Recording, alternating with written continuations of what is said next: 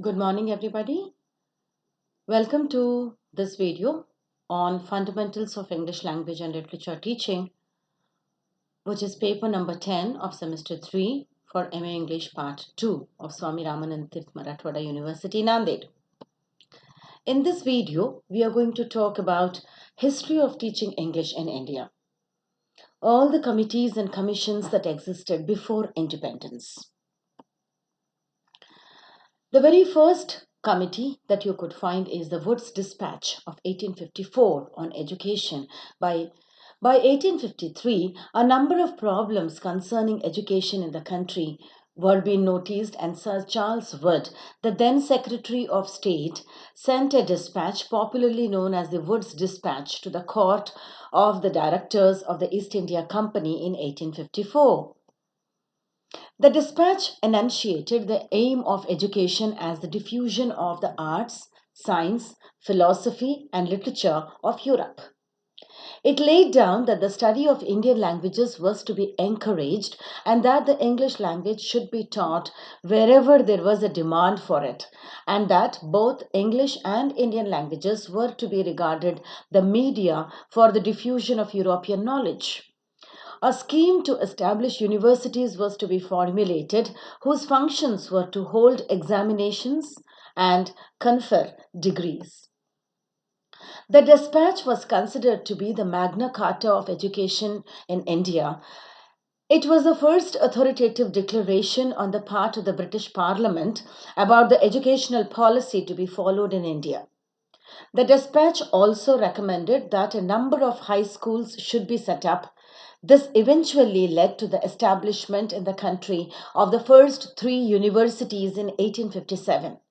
These were the universities of Calcutta, Bombay, and Madras. In 1882, the government of India appointed a commission which is called as the Education Commission of 1882 or Hunter Commission, to inquire into the manner in which effect had been given to the principles of the dispatch of 1854 and to suggest such measures as it may think desirable in order to further carrying out the policy therein laid down. The Hunter Commission recommended the gradual withdrawal of the state from the direct support and management of institutions of higher education. With regard to the vocational and technical education, the Commission recommended that in the particular class of high school, there should be two avenues, one leading to the entrance examination of the university, and the other of a more practical character intended to fit the youth for commercial, vocational, and non literary pursuits.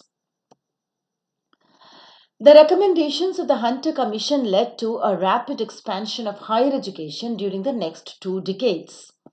The University Commission on January 27, 1902 is established in order to inquire into the condition and prospects of the universities established in British India. The Commission recommended the reorganization of the university administration, a much more strict and systematic supervision of the colleges by the university, the imposition of more exacting conditions of affiliation, a much closer attention to the conditions under which students live and work, the assumption of teaching functions by the university within defined limits, and the substantial changes in curricula and in the methods of examination system. The Universities Commission of 1902 has recommended the secondary schools came to be more under the domination of the universities. Under the Indian Universities Act of 1904, schools had to be recognized by the universities and rules and regulations were framed for this purpose. There was a growing popular demand in the country for mass education. Accordingly, the government resolution on education policy postulated in 1913 has the following recommendations. The standard of existing institutions should be raised in preference to the increasing their number. That the scheme of primary and secondary education for the average scholar should be steadily diverted to more practical ends. and that the provision should be made for higher studies and research in India so that Indian students might get enough facilities for higher work without having to go abroad. The resolution in 1913 also was immediately carried into effect, and the outbreak of the World War delayed the developments planned in the resolution. However, some new universities were definitely established across the country. The next important stage was the appointment of the Calcutta University Commission in 1917 under the chairmanship of late Sir Michael Sadler. So, this is also called as the Sadler Commission. This commission went into the question of secondary education and held the view that the improvement of secondary education was essential for the improvement of university education. The dividing line between the university and secondary courses should properly be drawn at the intermediate examination than at the matriculation examination, the commission felt. The government should therefore create a new type of institution called the intermediate colleges, which would provide the instruction in arts, science, medicine, engineering, and teaching, etc. These colleges were to be run as independent institutions or to be attached to selected high schools. The admission test for universities should be the passing of the intermediate examination. A board of secondary and intermediate education consisting of the representatives of government, university, high schools, and intermediate colleges could be established and entrusted with the administration, and control of secondary education. The Sadler Commission report was a comprehensive one, and many of the universities in India implemented its suggestions. It was also for the first time that the Commission had recommended the attachment of the intermediate classes to the high schools and the setting up of a board of education to control high schools and intermediate education, which is followed in India even till date. In 1929, an auxiliary committee of the Indian Statutory Commission, known as the Hartog Committee, after its chairman Sir Philip Hartog was appointed to review the position of education in the country. In the opinion of this committee, the matriculation of the university still dominated the whole of the secondary course. There should be more diversified curricula in the schools, the committee opined. The committee also recommended diversion of more boys to industrial and commercial careers at the end of the middle stage, preparatory to special instruction in technical and industrial schools. The committee also reviewed the problems relating to the training of teachers and the service conditions of the secondary teachers.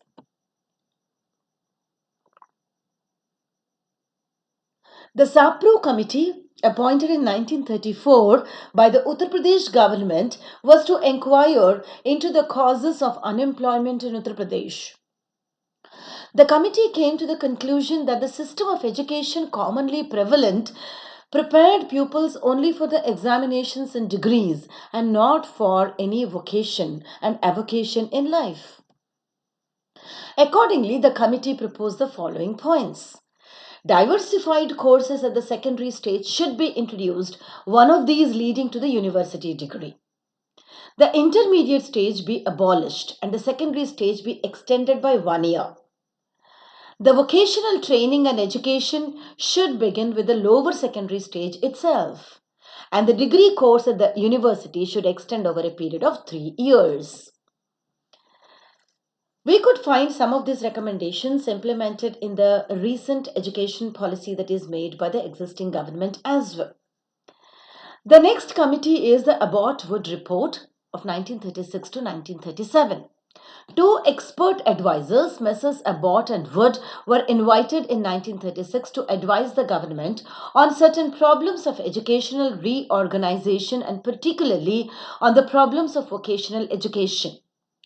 The Abbott Wood report submitted in 1937 suggested a complete hierarchy of vocational institutions parallel with the hierarchy of institutions imparting general education. As a result of their recommendations, a new type of technical institutions called the polytechnic colleges have come into existence in India. The provinces also started technical, commercial, or agricultural high schools conducting non literary courses. In 1937, the Congress ministry assumed responsibility of administration in seven major provinces of India and concentrated their attention on educational reforms. In October 1937, an All India National Educational Conference was summoned at Wardha under the presidentship of Mahatma Gandhi, and the following resolutions were adopted. Number one, that in the opinion of the conference, free and compulsory education be provided for 7 years on a nationwide spread. Number two, that the medium of instruction should be mother tongue. Number three, that the conference endorses the proposal made by Mahatma Gandhi that the process of education throughout this period should center around some form of manual and productive work, and that all other abilities to be developed or training to be given should, as far as possible, be integrally related to the central handicraft chosen with due regard to the environment of the child. And number four, that the conference expects that this system of education will be gradually able to cover the remuneration of teachers as well. A basic craft is to serve as the center of the instruction. The idea is not to teach some handicraft side by side with the liberal education, but the entire education itself is to be imparted through some industry or vocation. The scheme is to be self supporting to the extent of covering teachers' salaries and aims at making pupils self supporting after the completion of their course. Manual labor is insisted on so that every individual may learn to earn his living through it in later life. It is also considered non-violent since an individual does not snatch away the living of others with the help of a machine. And instruction is closely coordinated with the child's life, that is, home, village crafts, and occupations to which the child belongs.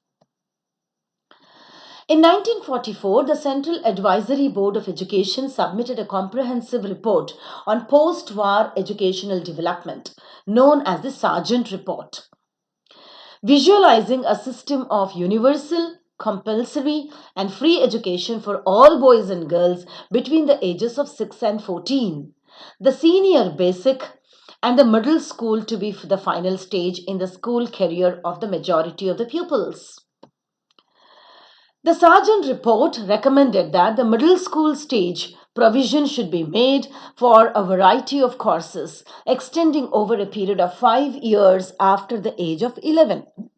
These courses, while preserving an essentially cultural character, should be designed to prepare the pupils for the entry into the industrial and commercial occupations as well as into the universities. It was recommended that the high school course should cover 6 years, the normal age of admissions being 11 years, and that the high schools should be of two main types. One is academic, the other is technical.